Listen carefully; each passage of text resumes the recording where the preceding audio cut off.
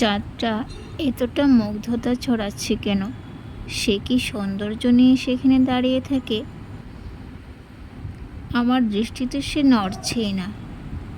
তবে কেমন করে কিছু সময় পরে সে চাঁদটা আর দেখি না।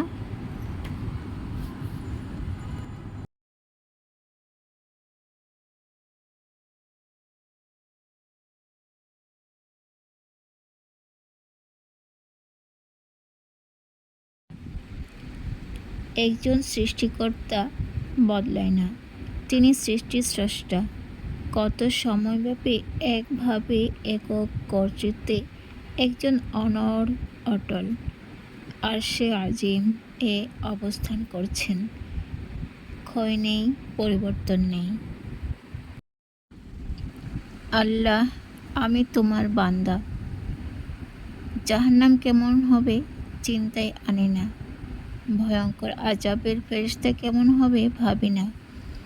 প্রকম্পিত হই না কিয়ামত দিবসকে স্মরণ করে। দুনিয়ায় মত্ত হয়েছি, জান্নাতে জায়গা কিনেছি কিনা বেমালুম আমি ফকির, নিঃস্ব, পাপী, অপরাধী। আমলের ঘাটতি নিয়ে মৃত্যু চায় না। আমায় তুমি সমৃদ্ধশালী করো তোমার রহমত দ্বারা। নেয়ামত তোমার কাছে, কাকে তুমি সন্তুষ্ট হয়ে জান্নাত দাও, তুমিই ভালো পরিকল্পনাকারী। অতএব শুধুমাত্র ক্ষমা ছাড়া আমার উপায় নাই পুলসিরাত পার হবার। কঠিন বিচার দিনে আমি অপরাধীকে তুমি হাস্যোজ্জ্বল করতে পারো। দুনিয়ায় স্নিগ্ধতার অঙ্কুরিত গোলাপের সুগন্ধটুকু কবরে সজ্জিত করো। অতঃপর ক্ষমা প্রার্থনীকে মাফ করো। জাহান্নামের আগুন দেহটিকে দগ্ধ করে, কালো ও কুৎসিত ভয়ঙ্কর করে, চামড়া ঝলসিয়ে গলিয়ে পুনঃ আগুন হামলিয়ে পড়ে, হাড়গুলো গুঁড়ো মচমচে ভেঙে পড়লে, অতঃপর আযাব শেষ না হলে সংযোজিত অবয়বটির শরীর আবারও পুরানো হলে, রক্ত, পুঁজ, সীসা, লাভা, লক, জীবন্ত জীবাণু খাইয়ে দেয়া হলে, বিষে ভরা দানার প্রভাবে জ্বলতে থাকলে, অহংবোধ ও দর্পে হাঁটা পা দুটো। আল্লাহ, তুমি সাহায্যকর্তা। অতঃপর ক্ষমা চাই। সৃষ্টি খুশি হয়েই করেছ, খুশি হয়েই নেক আমলের বরকতে সমস্ত গুনাহ ফেতনা থেকে মাফ করো। দান হচ্ছে আমার আত্মার পরিতৃপ্তি, পরিশুদ্ধতা। আমায় দানশীল করো তোমার দয়া দ্বারা। আজকের দিন হতে আগামী দিনটি পবিত্র গুনাহমুক্ত করো। নিজেকে বিবেচনা প্রতিদিন করে দেখার পরেও ভুলটা হয়তো ধরতেই পারি না। অতঃপর তোমার ক্ষমা ছাড়া কাঁধে গুনাহ থেকেই যাবে। অতএব বলছি, আউযু বিল্লাহি মিনাশ শাইতানির রাজিম। বিসমিল্লাহির রহমানির রহিম। কুল হুয়াল্লাহু আহাদ, আল্লাহুস সামাদ, লাম ইয়ালিদ ওয়া লাম ইউলাদ ওয়া লাম ইয়াকুল লাহু কুফুয়ান আহাদ। তিনি আল্লাহ এক, অদ্বিতীয়। আল্লাহ কারো মুখাপেক্ষী নন। তিনি কাউকে জন্ম দেননি, তাকে জন্ম দেওয়া হয়নি, আর তার কোনো সমকক্ষ নেই। পাহাড় অনেক প্রশস্ত সুরের মায়ায় দাঁড়িয়ে রইবে। হয়তো নদী মোহনীয় আকর্ষণে লোভনীয়ভাবে হাসবে। হয়তো প্রকৃতির রূপ ও সুধার আশ্চর্য বন্ধনে বিচলিত হতে হয়। কিন্তু মৃত্যুর আস্বাদন প্রত্যেককেই পেতে হয়।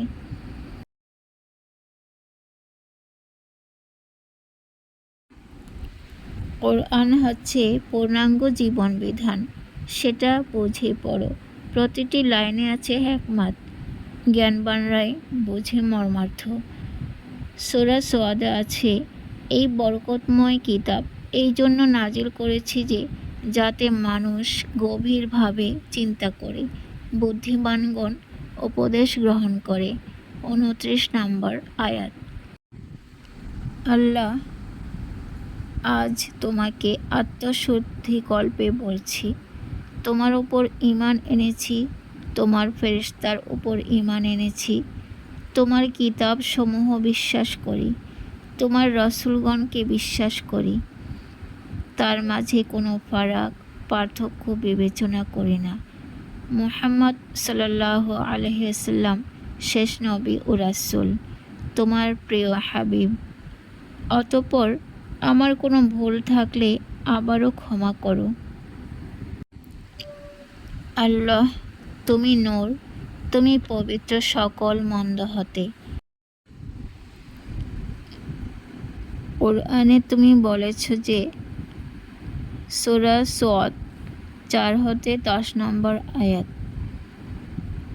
কাফেররা বলতে লাগলো, ওই ব্যক্তি জাদুকর, মিথ্যাবাদী। সে কি এতগুলো উপাস্যের স্থলে শুধুমাত্র একজন উপাসক? এটা বিস্ময়কর। কাফেররা বলতে লাগলো, চলো আমরা নিজ উপাস্যদের উপর অটল থাকি। তাওহীদের উপর বিশ্বাসী নবী হচ্ছে উদ্দেশ্যমূলক ব্যাপার। এরূপ কথা অতীত ধর্মে শুনিনি। নবী মনগড়া কথা বলছে। আমাদের সবার মধ্যে কেবল একজনকে কেন ওহী নাজিল করা হয়েছে? আল্লাহ তাআলা কাফেরদের কথার উত্তরে বললেন, এরা ওহী সম্পর্কে সন্দেহ করে, তারা আমার আযাব আস্বাদন করে নাই।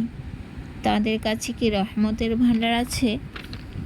আসমান ও জমিনের সব কিছু কি কাফেরদের কথা শোনে? আধিপত্য থাকলে তারা আসমানের ওপর উঠে আসুক। আল্লাহ তাআলা কাফির, মূর্তি পূজক, নাস্তিক সকল বিধর্মীদের, বিভ্রান্ত লোকদেরকে একটি চ্যালেঞ্জ ছড়ে দিলেন যে তারা যদি আধিপত্য বিস্তারক হয় তবে তারা আসমানের ওপর উঠে আসুক, আমায় ধরুক। আল্লাহ, তাদের মতো ধৃষ্টতা আমার নেই। সকল বিশ্বাসী তোমার আনুগত্য মেনে নিয়েছি। হাসরের মাঠে কঠিন বিচারে আমাকে তোমার সরল বিশ্বাস নিয়ে রহমতের ধারায় মাফ করে দিও। অতঃপর সাদাসিধা ভাষায় সরলভাবে আবারও তোমার ক্ষমা চাই। কখনো ভাবিনি কবরে কি হবে। শোকের খাঁচা 3.5 হাত মাটি হবে তো। কবরটি খনন হলে সবাই বলে সুন্দর হয়েছে। কবরের দেয়ালে কোনো খাদ নেই, গর্ত নেই, দাগ নেই, ফকফকা ঝকঝকা হয়েছে, মসৃণ প্রলেপ হয়েছে। বাহ্যিক চোখে সেটা খুঁত ছাড়া। যখন শোয়ানো হবে তখন কি তদ্রূপ সুন্দর রইবে? যখন অন্ধকার হবে, একা লাশটি থাকবে, তখন কি কবর পূর্বের রূপটি বদলাবে? অতঃপর আল্লাহ, আমি যেন কবরকে খুশি করতে পারি, আমায় যেন সে সহ্য করে। কবর যেন সহনশীল হয়, কবর যেন তোমার দয়ায় আমায় ভালোবাসে। রহমত চাই তোমার কাছে, ভাণ্ডার তো তোমার কাছে। কোরআনে তুমি বলেছ, সূরা সদ 9 নম্বর আয়াত, কাফেরদের কাছে কি রহমতের ভাণ্ডার আছে? এ কথা দ্বারা বোঝা যায় অফুরান রহমতের ভাণ্ডার তোমার কাছেই আছে। কালো অন্ধকার, পোকামাকড়ের ঘর, কবর কেন এতটা ভীতভাবে থাকে? তোমার নামাজ পড়ে, রোজা রেখে, কোরআন পড়ে, সঠিক পথে থেকে শ্রম ঝরানো বান্দা আমি। অতঃপর একটু বেশি আবদার করছি আল্লাহ, কবর যেন আমার জন্য আরামদায়ক হয়, নরম বিছানা হয়, জীবাণু আর পোকা সাপ বিচ্ছু না হয়ে গোলাপের শয্যা হয়। আমি যোগ্যতার বিচারে চাইবার হয়তো যোগ্য হইনি। খাঁটি সোনা হবার জন্য তো অনেক কাঠ খড় পোড়াতে হয়। আমাকে নরকের কবরের শাস্তি দিতে ইচ্ছা হলে তোমার ইচ্ছার বিরুদ্ধে নিশ্চয় পারব না। তবে অনুনয় কাতর স্বরে, আল্লাহ, বিশ্বাসী বান্দাকে তুমি কি ফিরাবে? কখনো হয়তো একটু বলেছিলাম, লা ইলাহা ইল্লাল্লাহু মুহাম্মাদুর রাসূলুল্লাহ সাল্লাল্লাহু আলাইহি ওয়াসাল্লাম। এই কলেমার বরকত কি কিয়ামত পর্যন্ত জারি থাকতে পারে না। তুমি চাইলে সবই পারো, শুধু তোমার মন পেতে হয়। মনটা তোমার কখন খুশিতে থাকে, বান্দার কথা শুনতে শেষ রাতে নেমে আসো শুনেছি। পৃথিবীতে হাতের কাছেই সবই আছে, কিন্তু তোমার রহমত নেই তো। রহমতের ভাণ্ডার তোমার কাছে। অতএব কোনোভাবে তোমার হাসি মাখা পদচারণায় তোমার ক্ষমা চাই। দুনিয়ার অল্প সময়ের জীবনে হয়তোবা তোমার প্রত্যাশা পূরণ করতে সক্ষম হয়নি। হয়তো পথিক আমি ছিলাম পৃথিবীতে, শুধু রোজির কথাই ভেবেছি। তোমার কাছে উপহার কি নিতে পেরেছি চিন্তায় আনতে পারিনি। আশহাদু আল্লা ইলাহা ইল্লাল্লাহু আশহাদু আন্না মুহাম্মাদান আবদুহু ওয়া রাসূলুহু। বাক্যটিকে তুমি উপহারের ঝুলিতে সাজিয়ে দিও, মণিমুক্ত দিয়ে, হিরে পান্না দিয়ে, সোনা জহরত দিয়ে। আমার উপহার তোমার কাছে কিছুই না, কিন্তু সেই উপহারটি যেন তোমার কাছে গ্রহণযোগ্য হয়, তোমার দরবার জোরে সুশোভিত হয়। তোমার স্নিগ্ধ খুশিখানির বরকতে আমার কবরখানি আলোকিত করবে। জাহান্নাম আমায় জ্বালাতে পারবে না, তোমার নূর আমায় বাঁচাবে কবর ও জাহান্নামের আযাব হতে। বিশেষভাবে অতঃপর বলছি, রব্বি ইন্নী যালামতু নাফসি ফাগফিরলি।